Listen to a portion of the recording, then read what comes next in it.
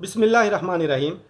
इस वीडियो में मुकम्मल अक़ली दलाइल और साइंसी कवानीन से बरे सग़ीर पाक व हिंद के मुसलमानों को ये बताया जाएगा कि आजकल सोशल मीडिया पर हजूर सल्लल्लाहु अलैहि वसल्लम की आवाज़ में खुतबा हज की रिकॉर्डिंग से मुताल्लिक जो भी वीडियोस बनाई जा रही हैं, इनकी असल हकीकत क्या है और क्या ऐसी पुरानी रिकॉर्डिंग्स को वापस लाना मुमकिन भी है या नहीं।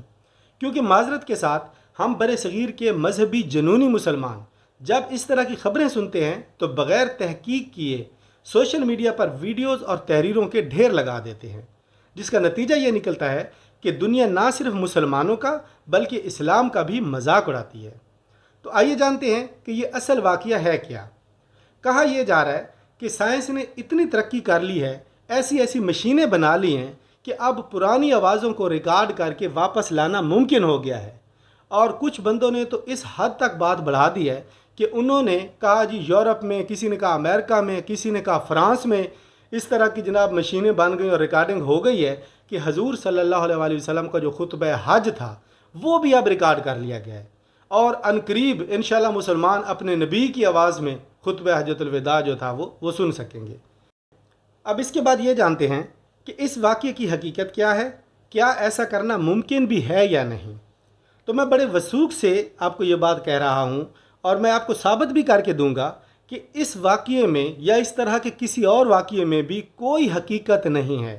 ये बात 100% झूठ पर मबनी है और नामुमकिन है। चाहे साइंस जितनी मर्ज़ी तरक्की कर ले, पुरानी रिकॉर्डिंग्स वापस लाना क़यामत तक नामुमकिन है।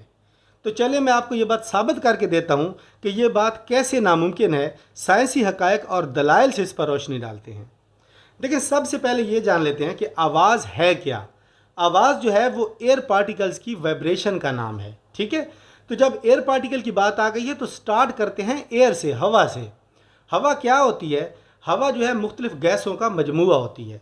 हवा के अंदर नाइट्रोजन, ऑक्सीजन और नोबल गैसेस, कार्बन डाइऑक्साइड, इस तरह की चीज़ें जो हैं हवा के अंदर यानी मालिक्यूल्स, गैसों के मालिक्यूल्स पाए जाते हैं।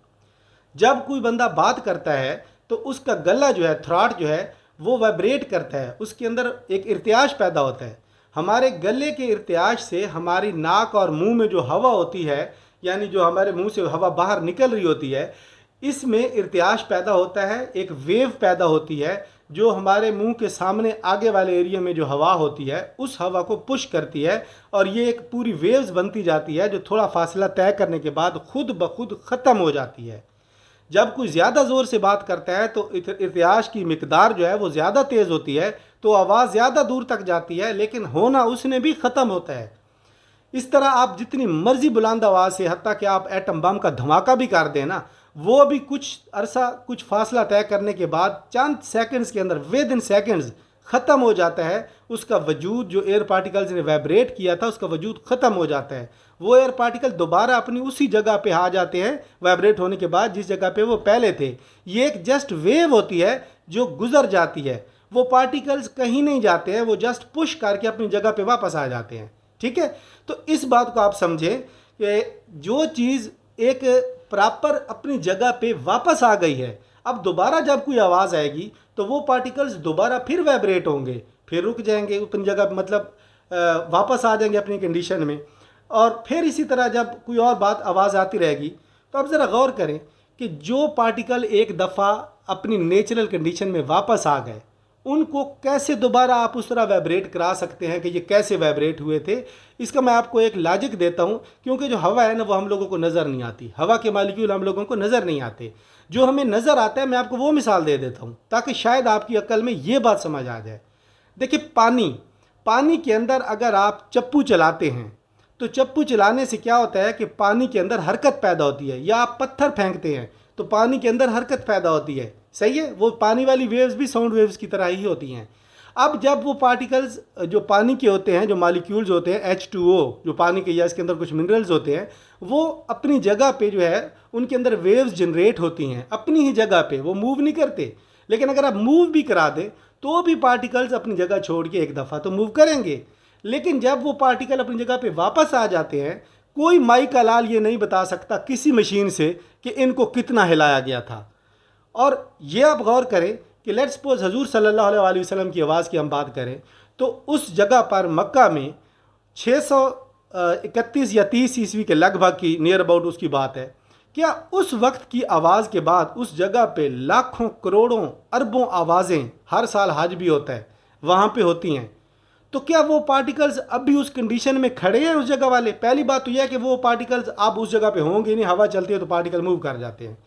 تو اگر فرض کیا ہوئے بھی، دیکھیں یہ بات ذرا غور سے میری کو سمجھیں کہ جس وقت حضور صلی اللہ علیہ وسلم نے بات کی تھی، وہ جو پارٹیکل اس ٹائم اس پہاڑی پہ یا مکہ پہ موجود تھے، وہ پارٹیکلز کیا آج بھی اسی جگہ ہوں گے؟ وہ تو پوری دنیا میں بکھر گئے ہوں گے، کوئی افریقہ میں ہوگا تو کوئی امریکہ میں ہوگا تو کوئی آسٹریلیا میں ہوگا تو کوئی انٹارکٹیکا میں ہوگا پارٹیکل۔ پہلی بات تو یہ ہے کہ پورے ایٹماسفیئر میں وہ مکس ہو جاتے ہیں، پارٹیکل ایک جگہ رہتے نہیں ہیں۔ دوسری بات یہ ہے کہ اگر فرض کر لیں کہ ایک جگہ پہ وہ ہیں بھی صحیح ادھری، فرض کر لیں، تو بھی اس کے اوپر اربوں خربوں آوازیں دوبارہ جنریٹ ہو چکی ہیں، تو وہ پارٹیکل دوبارہ اس وائبریشن کو کیسے ہم بات ڈیٹیکٹ کر سکتے ہیں جو ختم ہو گئی ہے؟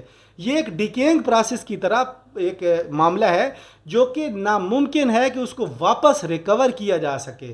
لہٰذا میں بساط احترام بالخصوص اپنے برے صغیر پاک و ہند کے بھولے بھالے مسلمانوں سے گزارش کرتا ہوں کہ یار خدا کے لیے اس طرح کی باتوں پہ کان نہ دھرا کرو، اس طرح کی باتوں کو آگے فارورڈ نہ کیا کرو۔ آپ لوگ اپنا مذاق بنوا رہے ہو، آپ لوگ اسلام کا مذاق بنا رہے ہو۔ پتہ ہے دنیا آپ لوگوں پہ فلمیں بناتی ہے، انوسینس آف مسلمز، مسلمانوں کی معصومیت، بھولا پن، یہ انہی حرکتوں کی وجہ سے ہو رہا ہے۔ کوئی کہہ رہا ہے جناب کہیں پہ سیلاب آ جائے تو اللہ کا عذاب آ گیا، یہ ہو گیا وہ ہو گیا، کوئی اور مسئلہ ہو جائے تو دیکھیں جی اس جگہ پہ یہ ہو گیا۔ یار اس طرح کی چیزیں بغیر سوچے سمجھے آپ کا یہ کام ہی نہیں ہے۔ جو اہل علم ہے وہ روشنی ڈال لیں گے اس چیز کے اوپر کیا ہوتا ہے۔ عجیب تماشے بنائے ہوئے، عجیب مذاق بنایا ہوا ہے آپ لوگوں نے اپنا۔ ٹی وی شوز پر آ جاتے ہیں نام نہاد ان پڑھ مولوی، ایک ایشو چھیڑ دیتے ہیں، اینکرز ان کو سوالوں میں الجھا دیتی ہے، اب ان کے پاس لاجک ہوتا نہیں ہے، دنیا بھی سن رہی ہوتی ہے، ان کے پاس لاجک نہیں، تو پھر اینڈ پہ پتہ کیا کرتے ہیں؟ بس جی یہ تو کہا ہے اللہ نے، بس جی یہ تو ہے، ہم نے تو کرنا ہے، ماننا ہے۔ اب اس سے کیا ہوتا ہے کہ لوگ متنفر ہو جاتے ہیں۔ ٹھیک ہے، اس طرح کی چیزیں جو ہیں ان سے آپ بچیں۔ سب سے پہلے دیکھیں شعور جو ہوتا ہے نا، شعور، تعلیم اور شعور یعنی علم اور شعور یہ دو علیحدہ چیزیں ہیں، لیکن پھر بھی میں آپ کو یہ بتا دوں کہ جو شعور ہے نا وہ علم کی ہی مرہون منت ہوتا ہے، علم ہی آپ کو شعور کے راستے پہ لے کے جاتا ہے۔ خدا کے لیے علم حاصل کریں، دین کا علم تو حاصل کریں ہی کریں، ساتھ میں دنیا کا علم ضرور حاصل کریں، کیونکہ دین کا علم دنیاوی علم کے بغیر جہالت ہے۔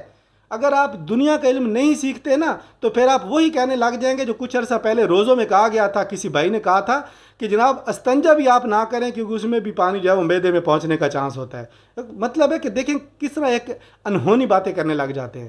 تو کیا ہمارا مذاق نہیں بنتا یار؟ عقل کریں، ہوش کریں، اور اس طرح کی باتوں پہ کوئی کان نہ دھرا کریں۔